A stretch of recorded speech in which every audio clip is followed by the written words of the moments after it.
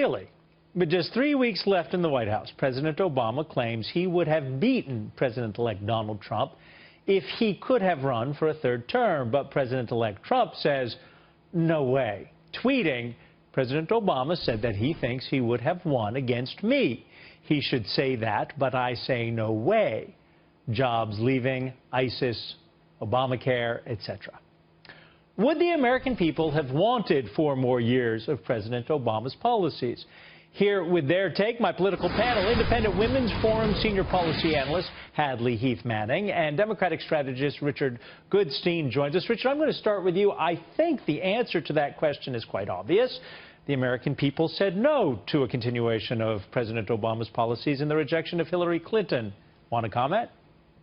So we're talking about the 2016 results where Hillary got 3 million more votes than Trump did, right? So, yes. I mean, the notion that somehow there was this repudiation is a myth. Adam, I will concede, it is a myth we will hear about for at least the next 4 years. I will stipulate that. But I would say, yes, Clinton might have gotten a larger number of the popular vote, but lost the popular vote in key states such as Michigan, Ohio, Wisconsin. I mean, that's pretty telling. That's a rejection of policy, is it not? I mean, we bailed out the auto industry, and the key of the auto industry, Michigan said, done.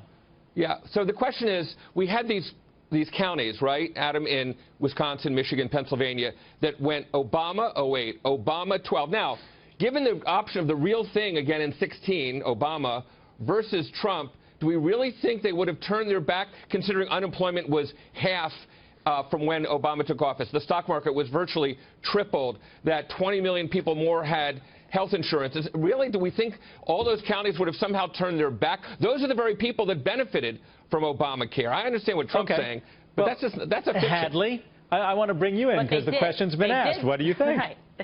They did turn their back on those policies, and they voted for change. They're tired of the failure of these policies from the Obama administration to affect real change in their real lives. You can point at the unemployment rate, but the reality is the labor force participation rate remains dismally low, and people are without hope, and that's why they wanted to switch parties. Now, I think we need to separate President Obama's personality from his policies. He's a popular personality, probably a lot more relatable than Hillary Clinton, and as a candidate, he would have performed better with certain groups of people, especially young people. But his policies were clearly repudiated.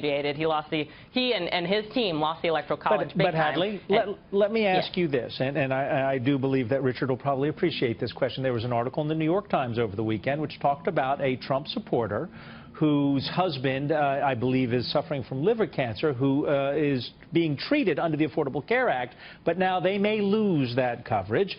And she actually is quoted in the article saying she didn't think Donald Trump was serious about repealing it, and he is serious about repealing it. And the question is, what happens to the 20+ million people who are now covered by it? I mean, was it a rejection of Donald Trump or something else at play here?